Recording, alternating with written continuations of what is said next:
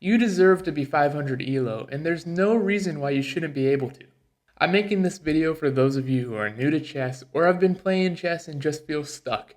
You want to hit that 500 ELO mark and want to start improving. I know how you feel. It can be difficult. Chess has a lot of moves, there's a lot of things, and it's a lot of thinking, and it's just so overwhelming. But let me break it down. It can be simple, and you can get to that 500 ELO mark easily if you follow this. Because right now, most of your games are being decided by hanging your pieces or making game-losing moves that end the game on the spot. So in this video, I'm going to go over the opening, blundering, thinking like a chess player, and then I'm going to show you this in practice so you can see how you can do it in a game.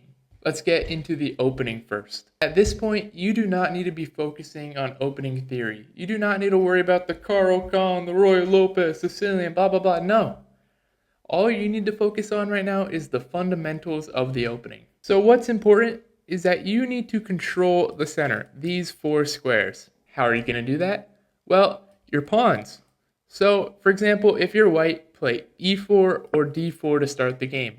You might probably already know that, but still, it's good to remember. What I recommend if you're just starting, if you play e4, it's simple. They'll most likely play e5 at this level, and then just bring your knight out. Keep developing. If they do the same, bring your other knight out. You do not need to be worrying about what is supposed to be next. What you want to do, ideally, have a position like this, where your pieces are developed, you have your bishops out, and your pawns control the center, and then you castle, right? Now, is that going to happen in a perfect world just like this? No, but this is the principle of what you want to follow. So, go e5 and just continue to develop, and don't make any rash decisions. Don't just whip your queen out for no reason. You don't need to be playing the 4-move checkmate. Just develop calmly. Get your pieces out. Let them do the same. Here, let all of your pieces develop and castle. Like, it's that simple, okay? Just keep it simple, stupid. Remember, kiss. Keep it simple, stupid. Now, the opening, you might get some wins here. Because a lot of times at this level, people are going to be hanging pieces just right out of the opening. So they might put their pieces on squares that are not safe. That is something you have to remember. Put your pieces on safe squares. Ideally, you want your pieces to all be supporting each other so they're not hanging and your opponent can't take them for nothing. See how in this setup, the bishop's protected by the pawns, the knight's protected by this pawn, the knight's protected by this pawn, and the king is safe in the corner. Everything is protected, and at this point, nothing is hanging. So that is my first tip. Just keep it simple. The opening is the easiest part for you right now.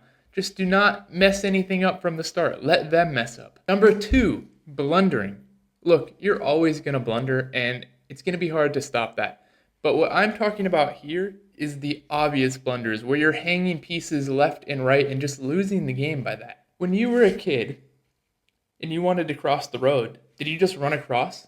No, you looked both ways. You didn't even just look one way. You didn't look one way and then run. You looked both ways. So when you're making a move, I want you to just take a couple seconds. Look where you're putting that piece and then see, can anything attack this piece when I put it here? And if so, is my piece defended when I put it here? This is just going to save you so many games. Okay, so look at this position. I might be in a game and I see my opponent play this move, g5. And I'm like, oh, that's a free pawn. My knight can take that. You have to double check. If I move this knight, what happens in this position? Can anything attack my knight? If I go there, no, it doesn't look like it. It doesn't look like it. But what changed after I moved that knight? This bishop is now attacking the queen. You have to just make a double check. So first, this is my one side of the road. Is there anywhere that can attack my knight? No. It looks safe? No. I'm going to look the other way too. And the bishop is in the other way, about to run me over. So for every single move you do, double check that you're not hanging a piece. Now, thinking like a chess player. If you want to start winning more games, you have to be able to think critically like a chess player would. And I'm going to show you how you do that. Go to this website, leechess.org, and you can do chess puzzles on there completely for free. Now, by doing these puzzles, you'll learn how to do tactical moves that you'll see in your games and you can exploit. Especially at this level, you will be able to do so many tactical wins. So let me show you a few examples of what these puzzles look like. This is one from Lichess. So let's talk it through like how you would. You might not get all of these right at your level, but that is okay. You're just practicing. Here, my king is in check by this knight. The pawn attacks this knight, right? The rook also attacks this knight, and the queen does too. This queen is protecting the knight, this bishop is protecting the knight, and so is this rook. But, as I've learned from other puzzles, you have to look at certain things on the board. This king is on the back rank. If this rook were to move, you win the game. So let's think, how can we exploit that? We can exploit that if we go rook takes. Rook takes, attacks that rook and tries to dislodge it. And because of that, the opponent is now going to sacrifice his queen in order to avoid checkmate. And after sacrificing all his material, we are up material now. Now Lichess lets you just do puzzles for as long as you want for completely free. Chess.com, you have to pay for it, but here you can just practice. And doing this helps your calculation and your tactical ability. We can do one more here. So, look, the king is in the corner. He has not much places to go. This square is completely blocked by the queen. His queen, however, is attacking my rook, and if he were to take that, I'm checkmated on the back rank. So let me think. How can I exploit his back rank without getting my king checkmated? Preferably, I would want to go for a check, because then he has to react to me.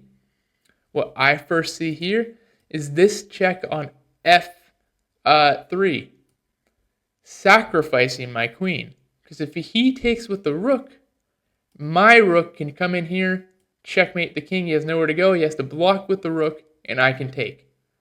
Let me double check, and I think that is the correct move, because if I were to check and he doesn't take, and he moves, I have checkmate right there. So let's go for it. Check. Check. Checkmate. See? All right, so let's see this in practice. We're playing a 534 from India, so we're going to take control of the center, right? And he plays a good move. He plays e5 back, so we're just going to bring the knight out and just develop like I said we should. And he does it too. Great. Let's bring our bishop out to an active square. We're eyeing that f7 square. It's simple chess. Look, what is he doing here? Attacking my e-pawn. So I should defend it, right? And I'm going to go for it. So now we have kind of a basic looking setup. This, a little bit of a wasted tempo. He's probably looking to pressure me, but we're just going to castle, right? Keep the game simple. Develop. We don't really need to worry about this. We can put it here, we could put it here, we could bring it back. Something I have in my mind is if I put it here, he pushes this pawn, all of a sudden this pawn is left without a defender. But we're going to bring it back. If he pushes and this has no defender, I'll show you what we can maybe do. We'll bring this pawn up, this knight up. He takes here. We can then, at that point, bring the f rook to e1, putting attack on this knight. If he tries to stop it this way, we can then just push our d-pawn.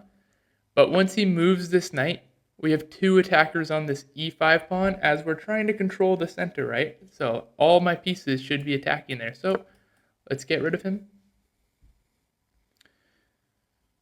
Let's see where he wants to go. But at the end of the day, this e5 pawn is mine. Do I have any pieces hanging? No, this knight's in a little bit of a weird position. It's attacked once, but he's defended. At this point, I want to take here. Let me see. I have one attacker, two attackers, okay? He has one defender, and his king is x-rayed. So we will take it. If he takes back, I'll take back with check. Okay, check. He'll now, at this point, have to block. And what should we do? We could take, and then he takes like this. But we don't have to. We could also pile up on this bishop, which is what we're going to do. We're going to go queen e3 to put 3 attackers on here. Now he can take here, yes. But unfortunately, he blunders here. How many attackers do I have? I have 1, 2, 3 attackers on this bishop. He only has 1, 2, and one of them's the king. Not a very good defender. So, which piece should we take with? This knight is under attack twice. It's defended twice, but we want to get this bishop with check, preferably. So let's take with our rook, which is a check. If you were to take with the queen, I can take with my queen, and that is checkmate. So he does not want to do that.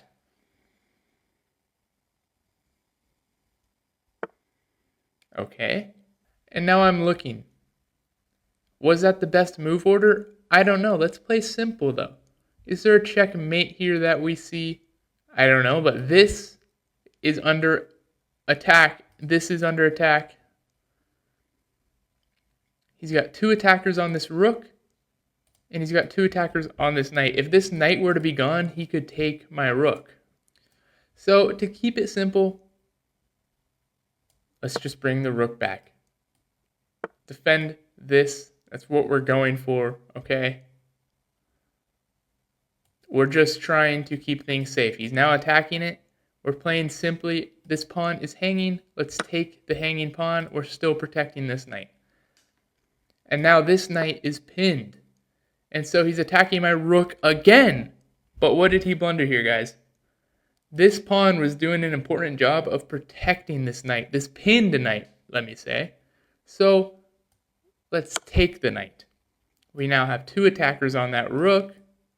I mean, two attackers on that knight, sorry. How are we going to finish this game now? Let's look for it. Look for a checkmate. We do have check here, but if he takes, bang. Not ideal. We should keep it simple still. Let's continue to keep it simple. We're not looking for some complex checkmate here. This is defended here. This rook was under attack.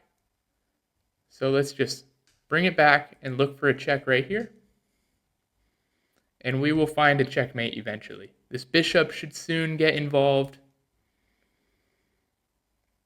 Let's see what he comes up with in response. Okay. That was not a good move. You know why? We now can check here, which checks his king and forks his queen. So before you make a move, you got to look out for these kind of things, right? So let's go for it. Let's take our free queen. Not free queen. We give him the rook.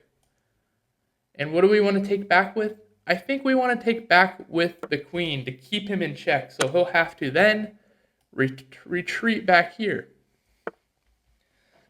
All right, what do we have? Let's look for a checkmate. There is a couple ways we could go about this. Here's a couple candidate moves. One candidate move is bring the bishop out here and look for a checkmate on the g7 square. But is there a faster checkmate? Yes.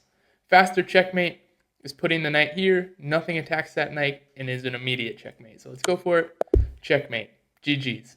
So look, I believe in you. Just start doing the basics and you will. I guarantee you, you will hit 500 ELO. Once you hit 500 ELO, you better come back to this video and put it in the comments and tell me I was right.